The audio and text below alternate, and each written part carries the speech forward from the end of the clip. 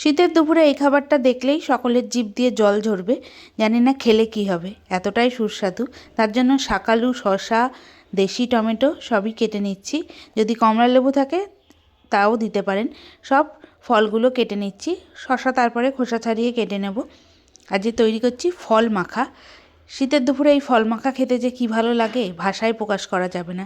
সব ফলগুলো আগেই ধুয়ে তারপরে কেটেছিলাম। এবার মিক্সির জারে বেশ খানিকটা ধনেপাতা কুচি না ধনেপাতা নিয়েছি। এবার দিয়ে দিলাম দুটো কাঁচা লঙ্কা, তারপরে জল ছাড়াই আধবাটা করে নেব, একদম মিহি পেস্ট হবে না।